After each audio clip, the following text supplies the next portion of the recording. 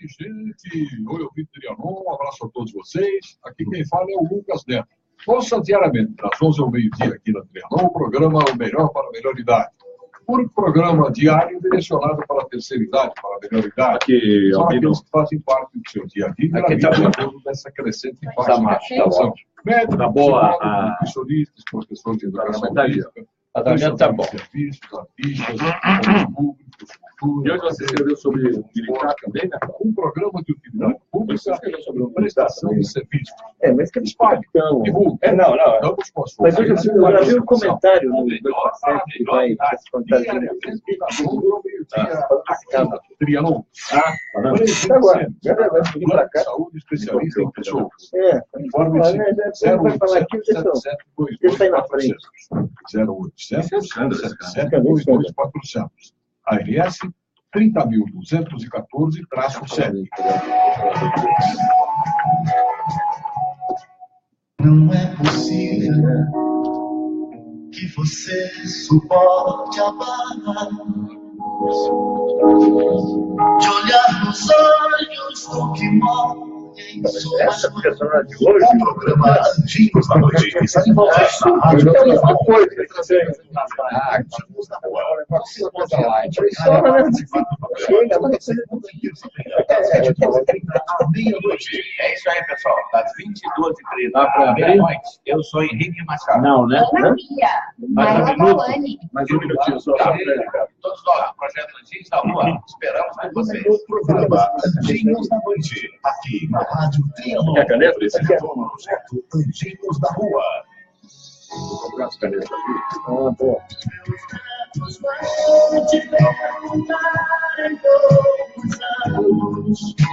Boa, obrigado. Pensando meu gato, né? A maior causa de acidentes na nossa cidade é a imprudência. Por ano, ela faz quase 20 mil vítimas e tira mais de 800 vidas. São mais de 2 mortes por dia. E você sabia que 93% dessas mortes são causadas por homens? Multas, radares e orientações diminuem o problema, mas a solução é você mudar de atitude. Seja prudente e dirija com mais respeito à vida. Imprudência zero. Prefeitura de São Paulo.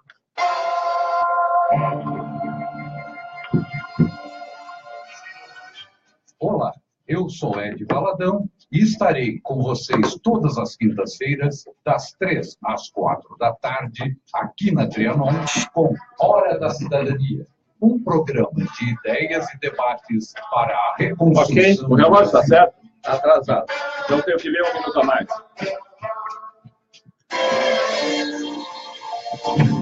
CYK 650. Rádio Trianon AM. 740 kHz. Santo André, São Paulo, Brasil. 5h03. Programa Contraponto, de segunda a sexta-feira, aqui na sua rádio Trianon AM, ao vivo com o jornalista Ricardo Melo.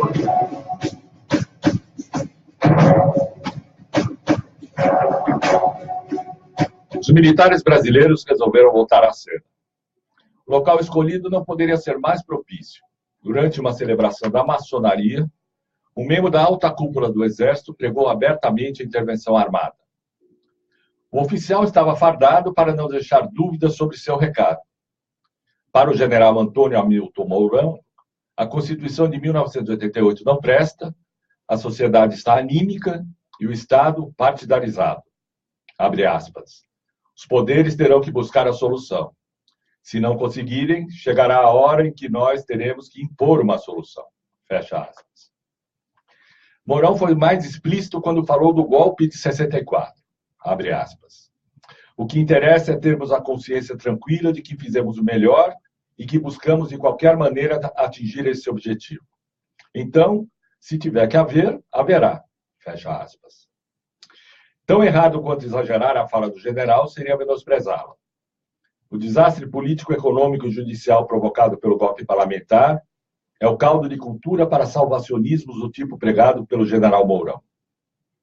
O Brasil sabe muito bem como terminam estas quarteladas. Já o governo usurpador fecha os olhos. Não se ouviu uma única reprimenda ao aprendiz de golpista. Quem cala, consente.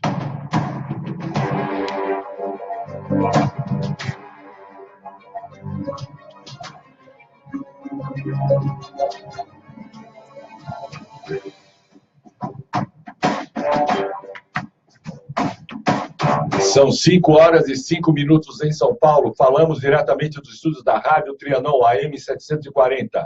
Começa mais uma edição do programa Contraponto, com a presença de Paulo Moreira Leite, Alberto Vilas, em Brasília de Flávia Rocha Mello, e hoje com a participação especial do nosso convidado, Eugênio Aragão, subprocurador da Justiça, jurista, e último ministro da Justiça do governo Dilma Rousseff, que vai nos acompanhar durante a nossa discussão. Lembrando a vocês que quem quiser participar pelo WhatsApp, basta ligar para 11 99583 9700. 11 99583 9700. Pelo Facebook, nosso endereço é Programa Contraponto Trianon. Programa Contraponto Trianon, onde você pode nos assistir ao vivo nesse momento e acessar os programas anteriores. E a 1h, todos os dias, a reprise do programa Contraponto na AM 740 Rádio Trianon, que você pode acessar pelo seu smartphone, pelo seu computador, pelo seu rádio elétrico, pelo seu rádio de pilha e por todas as formas que você quiser. Bom, vamos começar agora conversando sobre essa questão aí do... Enfim, os militares começam a levantar a cabeça devagarinho, de mansinho. Esse discurso do general Mourão, aliás, um sobrenome de triste memória na história brasileira, acende um sinal amarelo, para dizer o mínimo, sobre como é que anda o clima e a temperatura política nesse país. Eu queria que o Paulo Moreira Leite falasse alguma coisa sobre isso, depois o Alberto Vilas. O que você achou? É só uma coisa para a gente deixar de lado? É um espasmo apenas? Não, é uma coisa escandalosa. Como você lembrou no editorial, o general falou fardado, ou seja, ele está vestido, se coloca como vestido das suas funções, exercício de suas funções, mesmo sendo um encontro com uma reunião maçônica, né? Mas ele está lá fardado. E a coisa que me chama a atenção é a absoluta ausência de uma reação dos poderes que deveriam ter compromissos de defender a democracia e a Constituição. Fora a presidente do PT, Gleisi Hoffmann, não houve uma reação. Só para ti. O general Vilas Boas, ele soltou uma pequena nota, que é o ministro do Exército, quer dizer, o comandante do Exército, subordinado ao ministro da Defesa, dizendo que não há nenhuma intenção de intervir, mas é uma coisa absolutamente amena, protocolar. Não, e é uma coisa, e vamos dizer, um ato desse é um ato de disciplina. Em disciplina não se faz comentário com disciplina. Né? Em disciplina você pune. Você pode afastar, você pode retirar as suas funções, fazer alguma coisa. Em disciplina, foi isso que ele fez. Ele quebrou a Constituição ao falar com todas as letras que, assim, se os civis não fizerem o que nós achamos que eles devem fazer, né, que é eliminar alguns indiciados, alguns não sei o quê, nós vamos intervir. E disse assim, não é uma receita de bolo, mas é um planejamento. E disse assim, é como aquela tábua logarítmica. Né? Você vai e você vai fazendo por aproximações sucessivas. Ou seja, é um processo, ele disse que é um processo em curso. Então, não cabe nem ao presidente ter que ficar quieto. O general Vilas Boas agiu corretamente em se pronunciar, em tentar furar o balão de uma crise, mas ele tem que tomar providência. O ministro da Defesa, Raul Jungmann, também. Quer dizer, para que uma pessoa é ministro da Defesa e por que nós temos um civil no Ministério da Defesa? Justamente para simbolizar a supremacia do poder democrático, do poder civil sobre as Forças Armadas. É uma mudança radical em relação ao regime de 64. Ou seja, é uma vergonha isso que está feito. E esse silêncio, assim, o restante da classe política, fora a presidente do PT, não pode ficar quieta. Isso é assim, o presidente Fernando Henrique Cardoso, filho do general, não tem nada a dizer sobre isso. O senhor Luiz Mercadante Oliva, que também é filho de general. Nada a dizer a respeito. Quer dizer, vão ficar todos assim em silêncio, fingindo que não acontece nada. É um caminho perigoso. E não adianta. Nós estamos vivendo um período em que há um esforço para esvaziar a democracia. esse esforço foi consumado no golpe sem base constitucional contra a presidente Dilma, e nós estamos assistindo agora esse ambiente de baderna. E nesse ambiente de baderna, cria-se um vale tudo. E a pior coisa no vale tudo é quem tem a obrigação de defender a ordem, a Constituição, ficar quieto. Alberto Vilas. Eu acho que esse pronunciamento do Mourão deixou claro assim, que o país está tão sem rumo que as pessoas parecem que não estão ligando muito para que ninguém fala, não. Assim. Então, assim, aquela coisa assim, deixa falar, ninguém leva a sério nada que alguém fala. Eu acho que se o Temer chegar na televisão e falar assim, eu sou o presidente mais popular da história, deixa ele falar, sabe? Assim, não ligar para isso não, né? Agora, eu particularmente, uma história engraçada, assim, que eu tenho um pavor tão grande de militar, que em 1968, quando eu fui convocado para servir o Exército, eu tinha um pavor. Imagine, em 68, se eu ia vestir aquela farda para servir o Exército. Eu pesava 50 quilos. Aí me falaram que quem tinha menos de 50 quilos era dispensado. Sabe o que eu fiz? Eu fui de Belo Horizonte a Ouro Preto a pé. Para emagrecer. Perdi 3 quilos. No dia seguinte, eu me apresentei de manhã e fui dispensado. Eu tenho pavor de militar. E tem alguns fatos que devem ser lembrados, que esse mesmo general, em 2015, foi afastado sob o governo Dilma do Comando Militar do Sul. Por quê? Porque ele fez críticas duras ao governo e pregando, de outra forma, também uma saída militar, uma saída não ortodoxa para a situação política. Ele foi afastado quando o ministro da Defesa era Aldo Rebelo e a presidente era a presidenta Dilma Rousseff. Na mesma época, outro motivo que houve também para o afastamento, que ele deixou que um general sob seu comando, no Comando Militar Sul, fizesse uma homenagem ao Carlos Brilhante Ustra, que é um torturador quanto mais, aquele que foi saudado pelo Jair Bolsonaro quando voltou pela vítima da Dilma. Quer dizer, é um sujeito reincidente, as posições dele, reacionárias, são sabidas de todas. Agora, a dificuldade que eu acho que o Temer teve de fazer alguma coisa, além de, evidentemente, esse pessoal sempre namora, flerta com o golpe militar, é que o sujeito é o ladrão-geral da República. O ladrão-geral da República, até ele, e isso mostra o grau de desmoralização da presidente da República. O grau de desmoralização da presidente da República. Mostra a urgência de tomar uma providência por via democrática lá, né? Nessa situação. Porque se você tem na presidência uma pessoa que não tem autoridade para chegar para um subordinado e falar, meu amigo, 20 dias de prisão, suspende, retira você dessas funções, realmente esse cara não pode ser presidente. Não pode. Quer dizer, e a prova maior é essa, porque não tem nem ele, nem Jungmann. Quer dizer, parece que eles têm consciência, no mínimo. Acho que aquele cérebro lá que ele foi pegar no Rio, acho que pelo menos deu consciência a ele que realmente a desmoralização dele é tanta que ele não pode dar pito em ninguém. O que torna a situação completamente fora de controle, porque se não tem ninguém para mandar nos generais... Qualquer aventureiro lança a mão. Qualquer aventureiro lança a mão. E o Bolsonaro nada de braçada. Não, e ele falou o que falou, mas se ele falasse mais, se ele falasse assim, esse presidente que nós temos aí é o babaca, ele ia ficar por isso mesmo também. Eu não acho que ele ia reagir, não. A impressão que eu tenho é que não chamaram de ladrão-geral da República. Ele ficou quieto, né? Ficou quieto.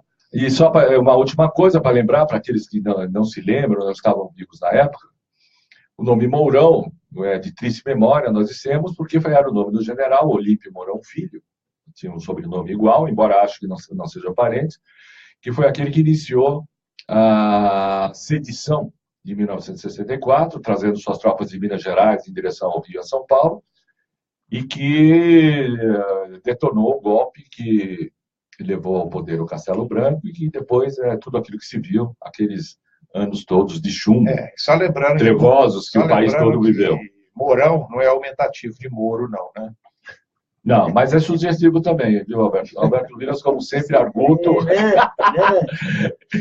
Arguto. Bom, então vamos agora, imediatamente, falar do nosso segundo assunto de hoje, que é a questão da Procuradoria-Geral da República.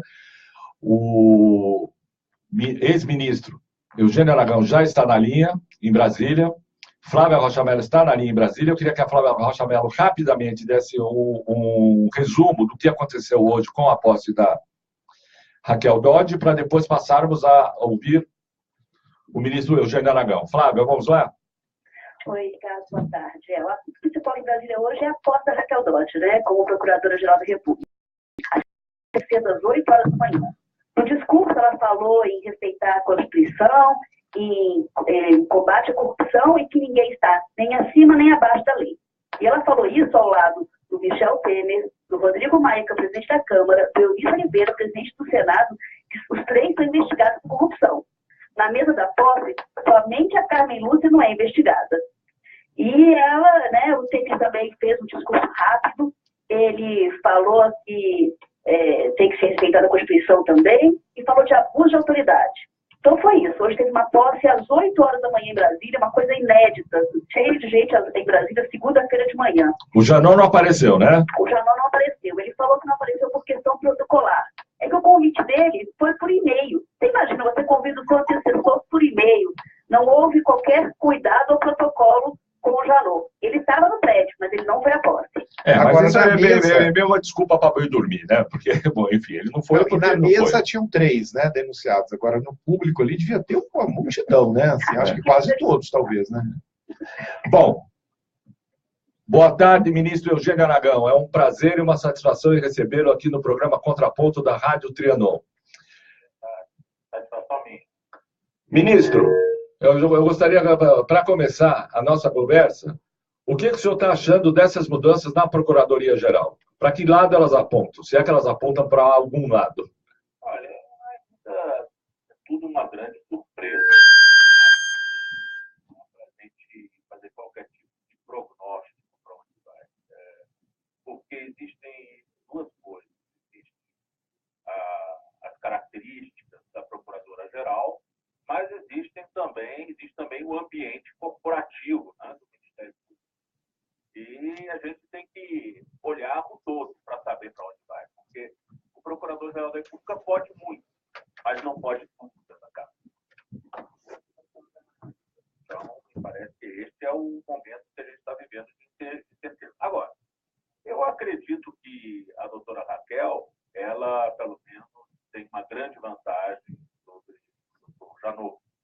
A doutora Raquel é uma pessoa estudiosa, né? Sempre foi brilhante na sua carreira, dentro de suas elaborações, extremamente meticulosa do ponto de vista técnico, né? E é uma pessoa, na sua atuação, discreta, não é uma pessoa que gosta dos holofotes, né? Isso a gente tem notado ao longo de toda a carreira dela. Então, ao mesmo tempo, ela também tem uma indiscutível liderança dentro da casa. Certamente não entre o grupo que sustentou o doutor Janot. Bem que isso também é relativo, né? Porque rei morto, rei posto. A gente não sabe até que ponto que as pessoas também não queiram aderir à nova Procuradora-Geral, porque, afinal de contas, o Procurador-Geral, apesar de não mandar tudo na casa, ele tem instrumentos de comando que, vamos dizer, podem agregar apoios, não é isso?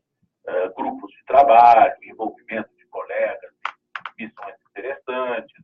Então, isso daqui tudo agrega sempre um apoio ao Procurador-Geral quando ele tem a caneta na mão. Então, eu acredito que ela, sim, ela terá significativo apoio na casa. Não se sabe em que medida esse apoio também se estende vamos dizer, à turma da Lava Jato em Curitiba. Esse continua sendo, vamos dizer, a grande incógnita. Como vai tratar essa Lava Jato, essa força-tarefa? Uma coisa pode ter certeza absoluta. Raquel Dodge não vai passar a mão na cabeça de ninguém. Então, isso não significa que ela vai facilitar a vida daqueles que estão sendo investigados ou daqueles que estão sendo acusados. Isso não é o estilo dela, ela não vai dar abraço de afogado com as pessoas que hoje, circunstancialmente, estão no poder, né, porque, afinal de contas, ela tem toda uma carreira para zelar, ela tem um nome para zelar. Então, eu tenho certeza que não vai haver reflexo. Agora, eu acredito que tudo aquilo que nós queríamos que o doutor Janot tivesse garantido, que é profissionalismo na investigação, discrição, não exposição das reputações das pessoas, né? Que não houvesse politização, e a politização houve enormemente, tanto na escolha das oportunidades em que notícias vieram a lume, quanto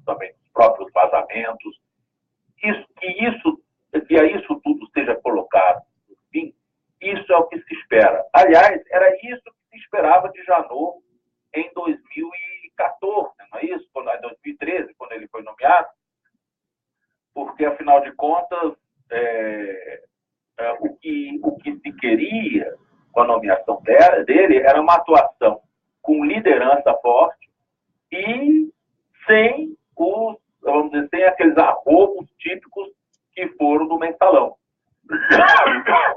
Só que Rodrigo Janot, ele superou seus antecessores, tanto nos arroubos, não é isso, quanto vamos dizer, nessa politização que, enfim, comparativamente com ele, Antônio Fernando e Gurgel foram bichinhos. Ministro, o Paulo Moreira queria fazer algumas observações?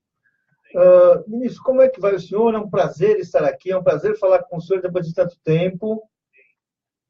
Eu gostaria de ouvir do senhor um balanço mais claro do período do Rodrigo Janot à frente do Ministério Público. O senhor foi um aliado dele na fase inicial, com razões, e depois o senhor rompeu com ele e fez isso publicamente, através de uma carta, relatando episódios, conversas. Eu queria que o senhor explicasse isso, porque é um episódio, uma coisa que ficou meio escondida, é uma coisa importante para esse debate que a gente vai fazer agora. Olha, eu apoiei o Rodrigo, não só, vamos dizer, nos primeiros 2 anos da gestão dele, como fui decisivo para a indicação dele. Exatamente. Né? Lembrando que, quando ele foi indicado, a presidenta da República estava na dúvida entre Ela Vieco e ele. Né? E Ela Vieco era uma pessoa que despontava com seu ativismo nos direitos humanos e também com sua crítica a esse fetiche criminalizante que hoje toma conta do Ministério Público. Então, Ela Vieco era tudo aquilo que Janot não era. Quer dizer, na época a gente não sabia disso. Eu conheci Janot, vamos dizer, por quase 30 anos, e sempre na roda de pessoas progressistas dentro da casa. Eu falo aí de Álvaro Augusto Ribeiro Costa, falo aí de Wagner Gonçalves, de Cláudio Fonteles, pessoas que tinham uma posição política clara. Então, o Rodrigo sempre esteve no meio da e foi apoiado por essas pessoas para ser procurador-geral. Na verdade, o apoio que eu dei a Rodrigo não foi um apoio isolado meu, Eugênio Aragão. Não, é de um grupo de colegas que entendia que Rodrigo era a resposta necessária a todo esse processo midiático que foi o mensalão. Né? Não no sentido de passar a mão na cabeça de ninguém, mas de agir de uma forma mais equilibrada e mais profissional, sem ficar dando trela para tal da opinião pública. Bom, infelizmente, o Rodrigo se revelou exatamente o oposto. Mas, ministro, como é que o senhor explica essa migração dele de uma posição que levou o senhor a ter uma amizade de 30 anos com ele, uma amizade sólida, muito próxima, você se frequentava e tudo mais, e que, de repente, no entender do senhor, ele resolveu adotar outro rumo? Tem alguma explicação? A explicação que eu tenho é que, infelizmente, é a questão de personalidade. Tá? Eu acredito que o Dr. Janot é uma personalidade muito fraca, tá? E extremamente influenciável pelo filho. O que aconteceu foi o seguinte: eu assumi a vice-procuradoria-geral eleitoral e fiquei, de certa forma, lá no ostracismo, no TSE, longe do gabinete dele. Né? Achava que não tinha nenhuma necessidade de ficar perto, porque, afinal de contas, nossa amizade de tanto tempo falava mais alto. Mas o fato é que ele se cercou de um grupo de ativistas desse moralismo criminalizante. Né? E ele se deixou influenciar por ele, principalmente para o chefe de gabinete dele, né? O Eduardo Pelela, principalmente. Né? Passou a ser a pessoa da maior confiança dele, com quem ele trocava suas impressões conspirativas. Né? Então, ficou muito difícil competir com esse grupo. Né? Esse grupo realmente dominou o Rodrigo Janot. Agora, o Pelela... E o Rodrigo é uma pessoa também, vamos dizer, acomodada, no sentido de que ele deixa os outros fazerem as coisas por ele. Né? Eu tenho quase que certeza que que a grande maioria das peças que ele subscreveu, além de não ter sido ele que escreveu, né, ter sido esse grupo de trabalho imenso que ele criou, ele também não ter lido essas peças com o rigor que ele deveria ter. Tanto que ele ficou em várias situações, ele ficou em momentos muito complicados por causa de certas aventuras do pessoal em volta dele. Rodrigo, desculpa. Eugênio, olha só, hein? Deve ser os cabelos brancos, né? Eu queria que você explicasse, que é uma coisa que você tem elaborado, é uma coisa importante, que para o nosso ouvinte é interessante, falar desse moralismo criminalizante, que parece que eu tenho a impressão que realmente assim, é um veio político que dominou o Ministério Público, que domina as pessoas, e as pessoas não percebem exatamente o que está acontecendo. Acham que a pessoa está defendendo a justiça, que a pessoa está defendendo o Estado Democrático de Direito, que está fazendo uma outra coisa. Eu queria que você explicasse, isso é uma coisa importante para a gente entender qual é a discussão que está sendo feita aqui. Olha só, o direito penal, ele não foi criado para, vamos dizer, fazer qualquer tipo de ilustração estatal, de limpar o Estado, de limpar a política. O direito penal não foi feito para isso. O direito penal foi feito para pegar batedor de carteira, ladrão de galinha. Né? Para isso que o direito penal foi feito. Então, você usar o direito penal para além de suas fronteiras, normalmente tem um efeito mais simbólico, retórico, do que realmente um efeito eficiente dentro das próprias finalidades do direito penal. Né? É isso que o Winfried Hassemer, um penalista alemão, chama de direito penal simbólico. É um direito penal que não tem nenhuma finalidade de prevenir nada, não tem nenhuma finalidade de ressocializar quem quer que seja. É um direito penal ativista, que visa fazer populismo, ou seja, convencer a população de que o Estado leva a sua missão a sério quando ele não leva. Quer dizer, uma coisa mais política do que jurídica, vamos falar assim. O ativismo penal é mais político do que jurídico.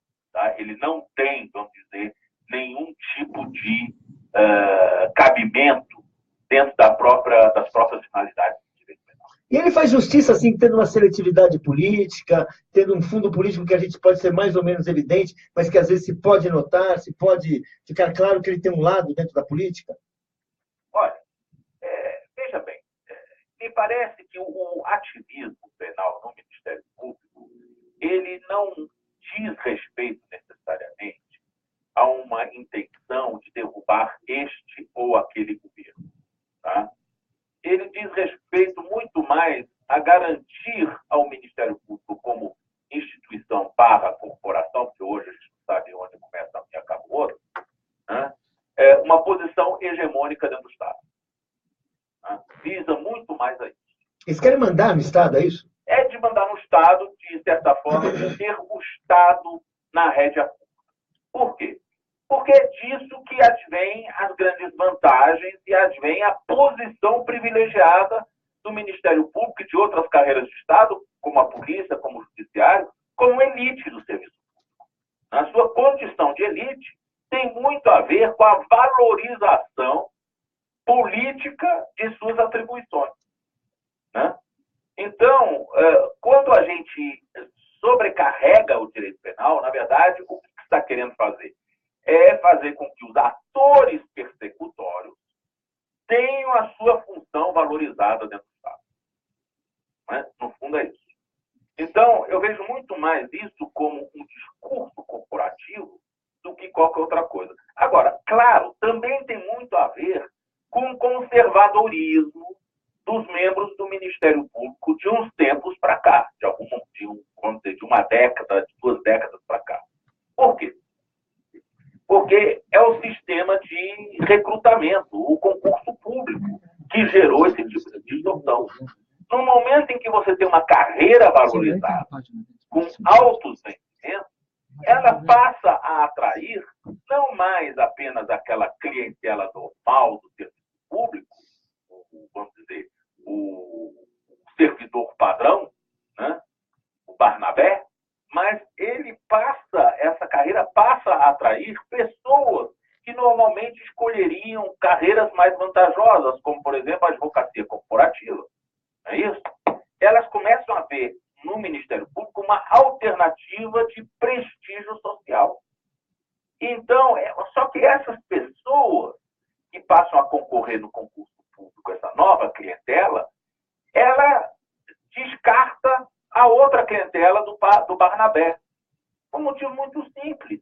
Essa clientela foi nas melhores faculdades, nas melhores escolas.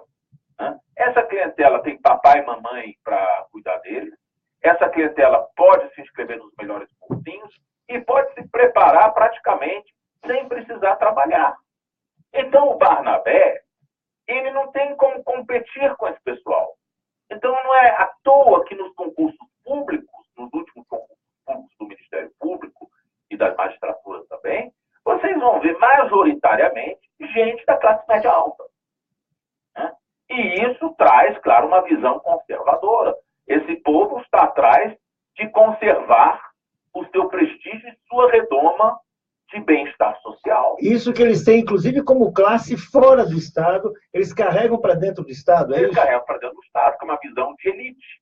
Né? A sua preservação da sua redoma de bem-estar, de prestígio social. Né? É isso que eles fazem dentro do Estado.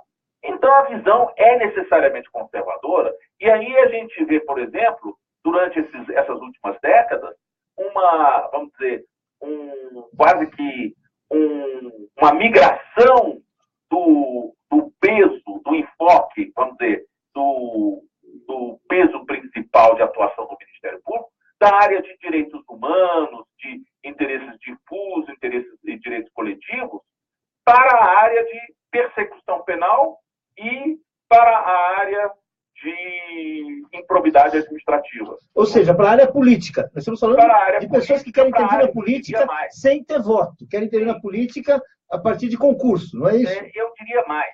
Para a área repressiva. Tá? Opa, explica aí. A área repressiva, ou seja, de um agente provedor de direitos, o Ministério Público passa a se contentar com o seu papel repressor penal. Porque esse papel lhe dá maior status político. Explica um pouco mais, porque a gente vê um país onde as pessoas dizem que a impunidade é muito grande, que tem que, especialmente entre os políticos, então é bom reprimir, punir, né? Eu queria que o senhor explique um pouco isso para que a pessoa possa entender. Estamos num assunto que não é assim de rápida, de discussão fácil, né? Preto no branco, assim, um pouco mais delicado. Mas veja bem, é exatamente isso. Quer dizer, no momento em que essa repressão, o discurso moralista começa a dominar a pauta do Ministério Público, né, a melhor forma do Ministério Público se alavancar é ter por alvo quem? Não o sacoleiro do Paraguai, né? Não o pequeno sonegador fiscal, né? Mas sim os grandes agentes políticos, atores políticos, porque esses lhe trazem visibilidade. Então, o Ministério Público passa a ser um sistemático admoestador dos atores políticos do Estado e, com isso, coloca a própria forma de se fazer política e a própria política em si. Né? Ele passa a ser o censor da política e passa a se ver como alternativa, ou pelo menos instituição hegemônica alternativa no Estado. Né? Ele passa a querer, vamos dizer, quase que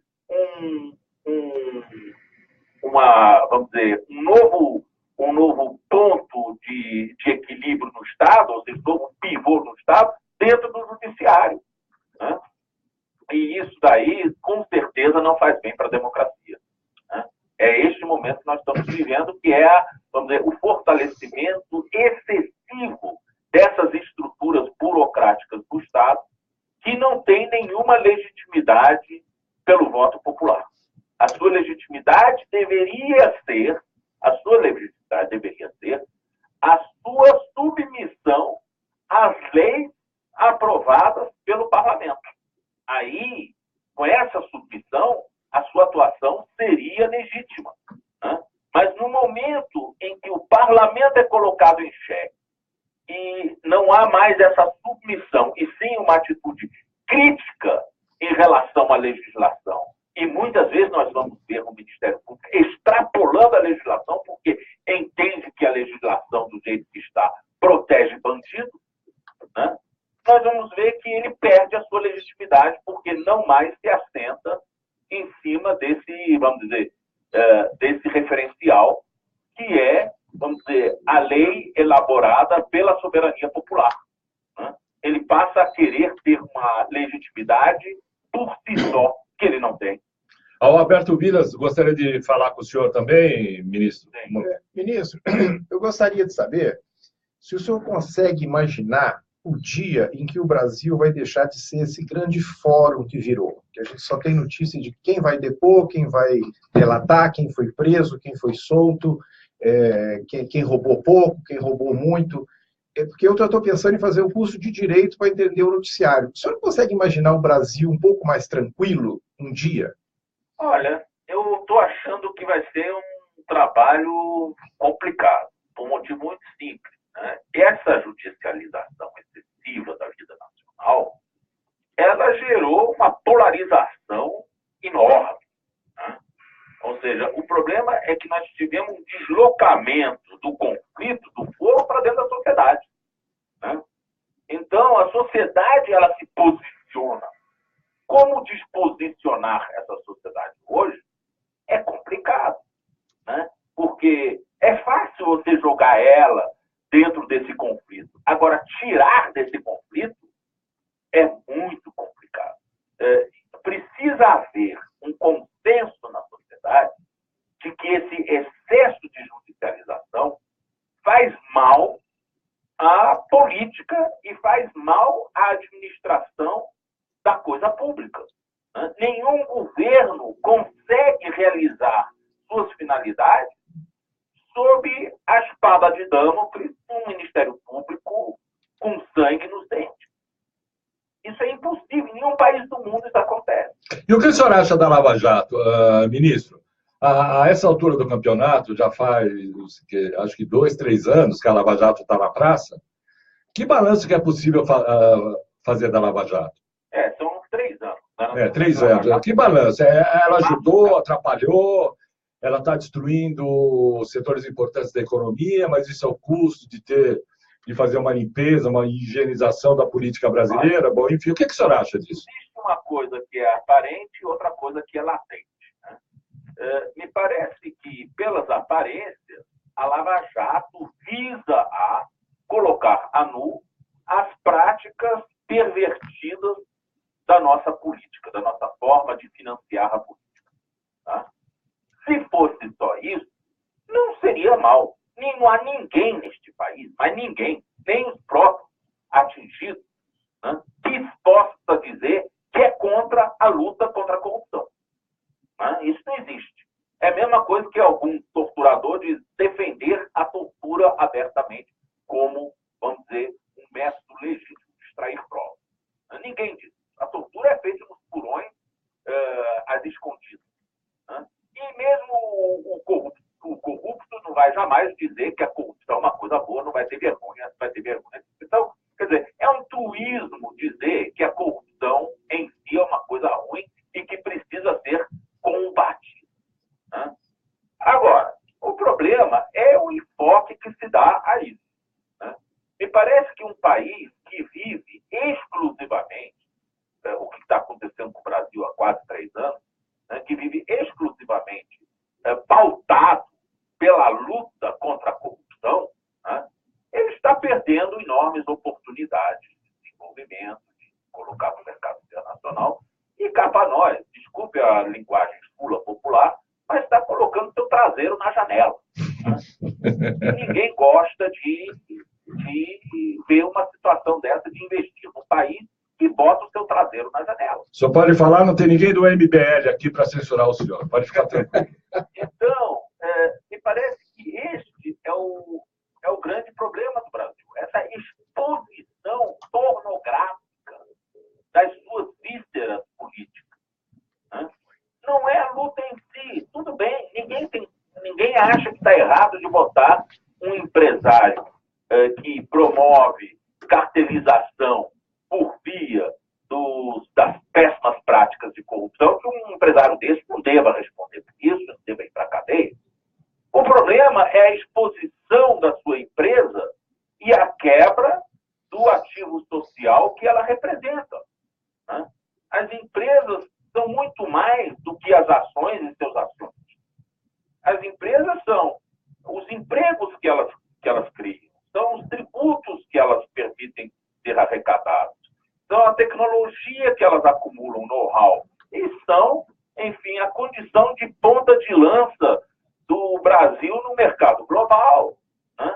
Então, colocar tudo isso em xeque por causa de uma lambança, desculpem, uma lambança de luta contra a corrupção, com exposição das vísceras do Estado brasileiro diante de todo mundo, isso com certeza vamos dizer, uma atitude suicida. Né? Nenhum Estado do mundo faz uma coisa dessa. Bom, ministro, eu vou pedir ao senhor licença para um rápido intervalo comercial, é rapidinho, eu peço que o senhor continue conosco na linha. Estamos aqui no Contraponto, com a presença de Paulo Moreira Leite, Alberto Vilas, Flávia Rocha Mello, presença de Cléo, na nossa nave-mãe, no comando de operações, Albino Castro e a nossa produtora Thalita Oshiro. A gente volta daqui a pouco, mas antes disso, como sempre, o nosso momento musical. Hoje eu pensei em trazer uma música em homenagem ao General Mourão, uma música do Noel Rosa chamada Palpite Infeliz. Mas aí nós vamos de Karina Burr, eu trouxe só mulher hoje.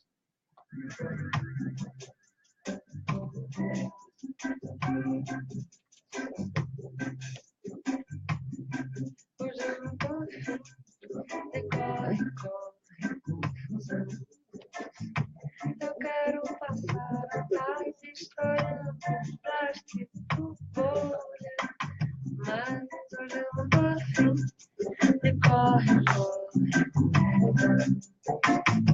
Eu quero passar a tarde estourando plástico bolha, mas você reagiu mal, porque você não esperava, mas eu te esperei, e a gente se desesperou, mas você reagiu mal, porque você não esperava, mas eu te esperei, e a gente se desesperou,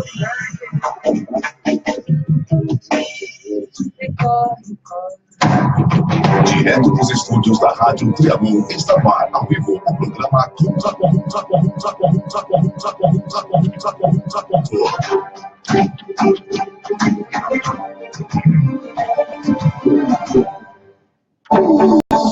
Cores fazem parte do nosso dia a dia. Elas transmitem mensagens importantes. 10 de setembro é o Dia Mundial de Prevenção do Suicídio. E nós, do Centro de Valorização da Vida, o CVV, com a cor amarela, queremos chamar a sua atenção para esse assunto. Participe você também do Setembro Amarelo. Acesse setembroamarelo.org.br. Afinal, falar é a melhor solução.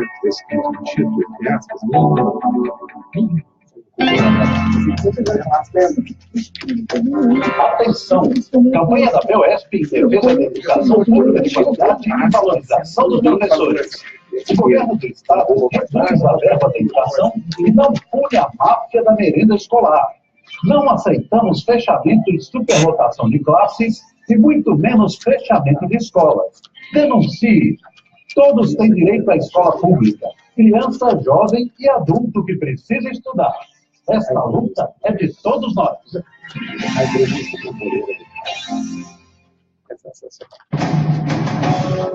Programa Contraponto, de segunda a sexta-feira, aqui na sua rádio Trianon AM, ao vivo com o jornalista Ricardo Mello.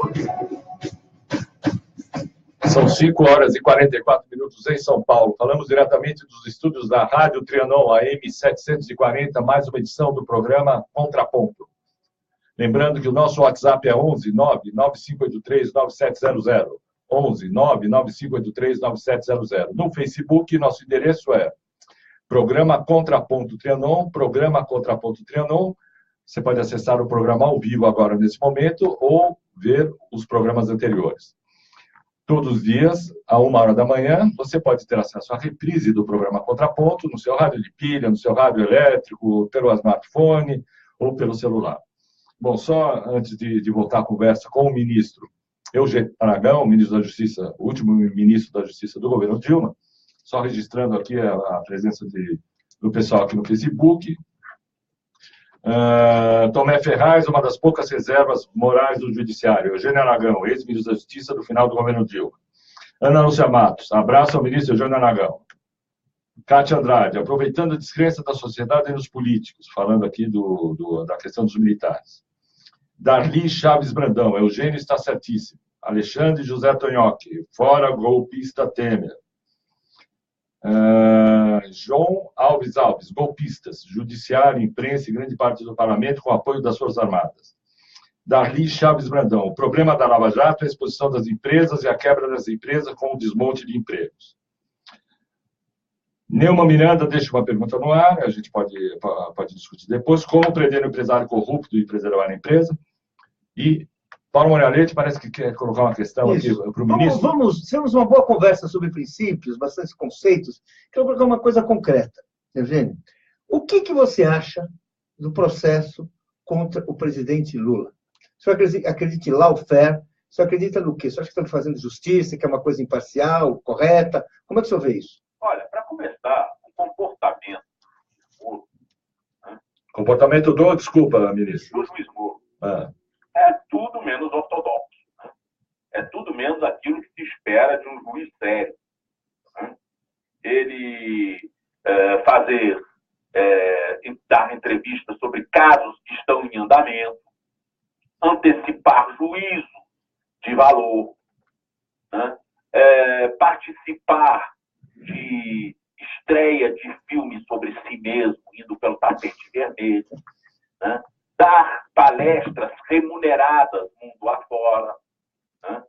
Isso tudo coloca claramente em dúvida a imparcialidade do juiz, que está fazendo, na verdade, um show, se promovendo pessoalmente.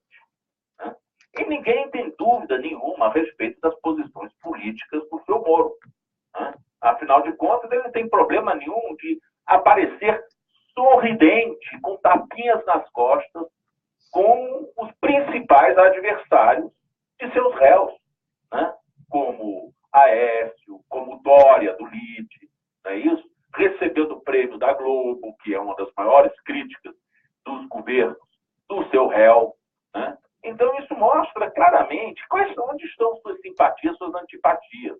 Com esse pessoal, ele é todo sorriso. Quando ele está na frente do Lula, ele parece um ayatolá mal-humorado.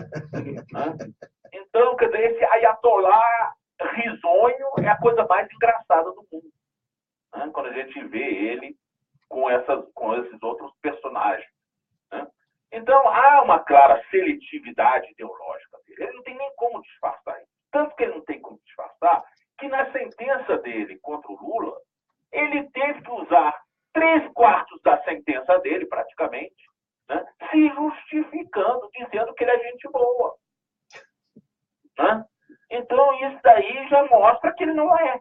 Porque se a pessoa tem tanto que se justificar, é porque alguma coisa está errada. Agora, ministro, sem querer interromper o raciocínio do senhor não acha que já existe um excesso de evidências que poderiam levar, em qualquer país onde a justiça está mais ou menos organizada, mais ou menos arrumada, ao impedimento do juiz Moro para julgar ações? Em qualquer tipo de... O senhor não acha que ele deveria ser impedido de julgar esse caso? Não cara? Estaria impedido, como ele estaria respondendo disciplinar e criminalmente pelas coisas que ele estava fazendo. Por exemplo, que coisas que ele teria que responder criminalmente? Criminalmente, por exemplo, o vazamento da conversa entre Lula e Dilma. Ou a conversa entre Dona Marisa e Fábio. Né? Que não tem nada a ver com o processo. Aquilo, por obrigação legal dele, ele era obrigado a destruir. E, claro que muito menos divulgar. A divulgação em si é um crime. É um crime. E ele até, de uma forma, vamos dizer, hipócrita, pediu desculpas ao Teori. Né? Mas logo depois, para ir em entrevista, dizer que ele não se arrepende de nada. É muito engraçado alguém pedir desculpas de alguma coisa que ele entende que ele não é culpado. Né? E por que ele não é impedido? Aqui, a gente não tem instrumentos legais para... Não existem instrumentos legais? O judiciário todo está sob a forte pressão da opinião. O judiciário brasileiro parece que passou a andar segundo a flauta dos meios de comunicação de massa.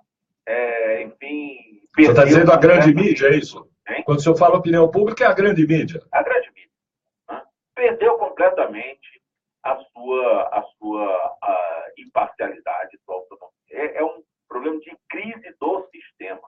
A gente vê que quando o juiz não vamos dizer, não está comungando com esses preconceitos difundidos pela grande mídia, o juiz tem medo dela.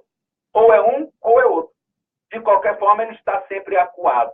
E isso vale até para os tribunais.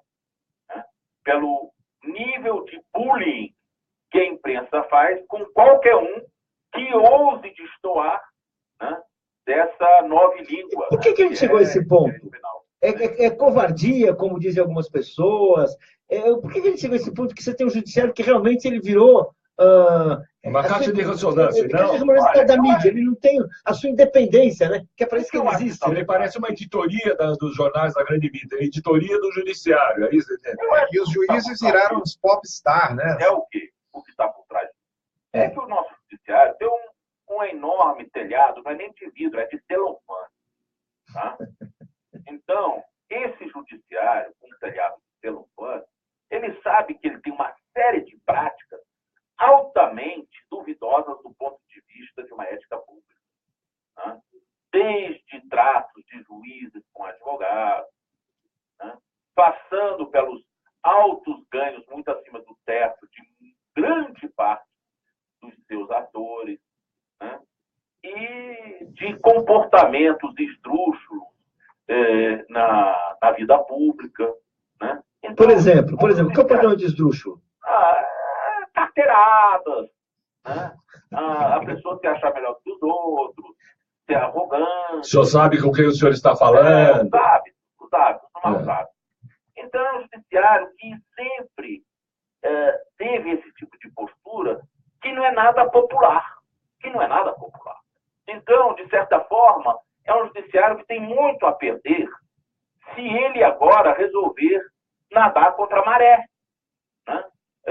Vai simplesmente ter, a essa altura, a tal da opinião pública contra si, e isso pode significar o quê? Cortar as asas desse judiciário. Mas você não disse que o país precisaria, nesse momento, um judiciário que nadasse contra a maré, que fosse na chamada contra-majoritária, que tivesse essa coragem de... Era absolutamente necessário. Agora são pouquíssimos juízes que ainda se prestam a isso, como disse numa entrevista o ministro Sebastião Rey Júnior, do STJ, hoje é preciso coragem para absolver alguém. Hoje é preciso coragem. Condenar não precisa de coragem nenhuma, não. Você bota o sujeito do calabouço lá com a maior facilidade. O problema é dizer que ele não vai para o calabouço. Exato. Essa afirmação foi muito forte, exatamente isso. Hoje é preciso coragem para não prender. Para não prender. Quer dizer, é a inversão completa da noção do direito, de que todos são inocentes perante a prova em contrário. É um judiciário que hoje, vamos dizer, está de cócoras. Está de cócoras.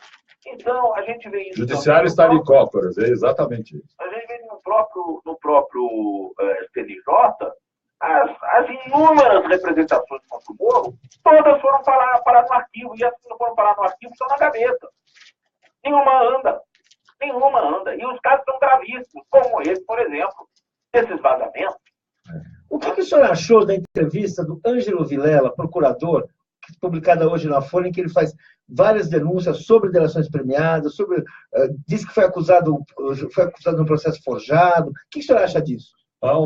Ministro, eu vou pedir licença ao senhor rapidinho. Enquanto o senhor pensa na resposta, nós precisamos de 1 minutinho de interrupção para o nosso intervalo comercial. Já voltamos já. Antes disso, se o senhor não conhecia, onde foi apresentado por Alberto Vilas, o nosso momento musical. Vamos agora com as meninas do Brasil cantando a Menina Amanhã de Manhã.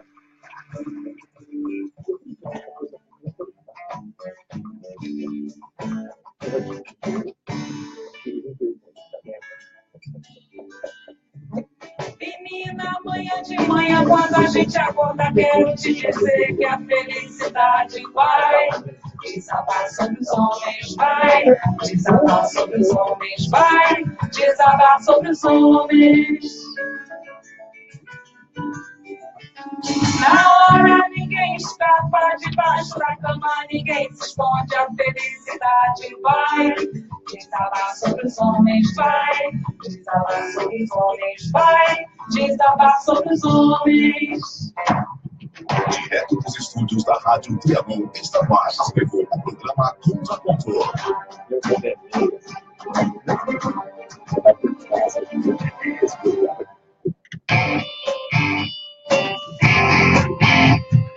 Atenção, a POSP luta contra a reforma da Previdência. O governo golpista de Temer não quer que você se aposente. Todos serão prejudicados, especialmente as mulheres, pois trabalham também em casa. Vamos lutar juntos para barrar este ataque frontal contra todos os trabalhadores.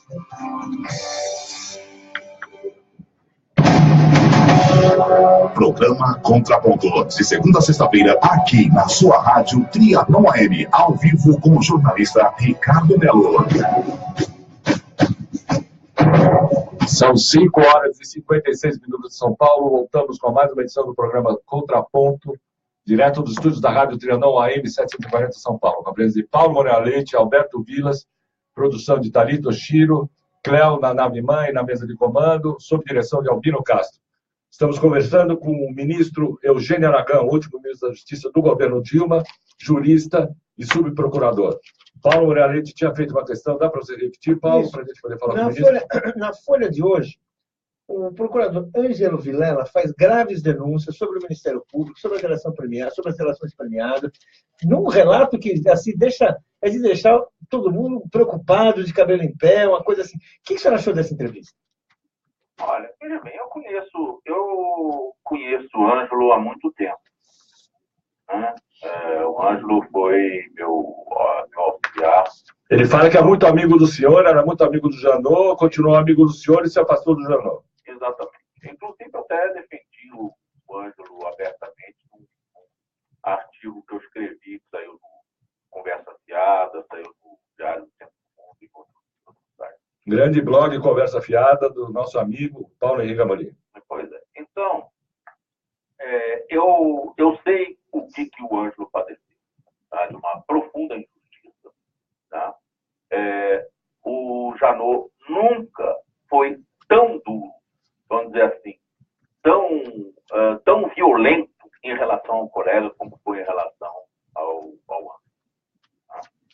Tem algo mais do que simplesmente o fato de Ângelo ter repassado para um advogado o áudio de uma reunião entre o colega Anselmo dele e os advogados e os diretores da Eldorado Celulose.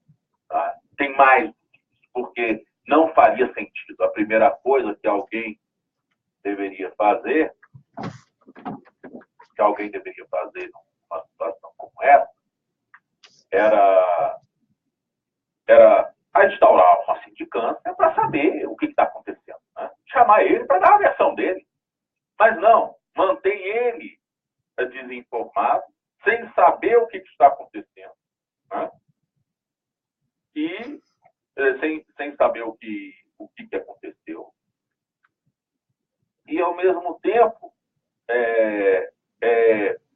promover pelas costas uma tal de uma ação controlada, né, para ver se pega ele em algum flagrante. Quer dizer, mostra uma atitude completamente desproporcional.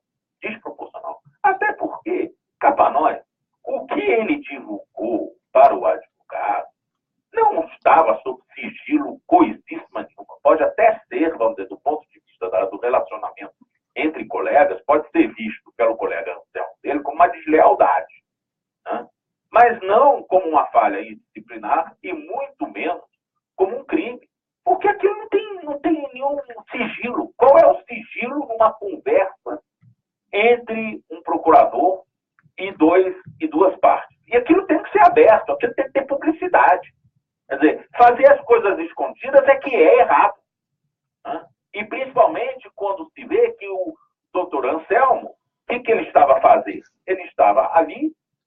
extorquir dos dois diretores uma declaração, uma informação que lhe prestassem em troca de liberar os recursos da empresa que estavam congelados. A empresa não estava nem com capital, nem com capital de giro, nada, nem sequer para poder pagar as despesas correntes. Bom, ministro Eugênio Aragão, eu vou pedir desculpas ao senhor. Nós já estouramos o nosso horário por aqui. A conversa estava sendo extremamente esclarecedora, elucidativa, muito boa, um programa muito pequeno para a quantidade de informações e de debates que a gente poderia fazer. O senhor, desde já está convidado para comparecer no nosso programa novamente. Esperamos contar com a sua compreensão em função do tempo exíguo. Muito obrigado pela sua participação. Obrigado a Flávia Rocha Mello em Brasília, que falou com o senhor e conseguiu que o senhor comparecesse aqui, apesar da agenda lotada. Gostaria de agradecer também ao Paulo Moreira Leite, agradecer ao Alberto Vilas, agradecer ao Cléo, no comando da nave mãe, na mesa de operações, a Thalita Oshiro, nossa produtora, e ao Albino Castro, que comanda todas as pessoas para levar a vocês o programa Contraponto. Voltamos amanhã às 5 horas da tarde e hoje nos despedimos, como sempre, com mais um pedaço do nosso momento musical. Vamos terminar hoje com Rita Ribeiro e seu Parangolé.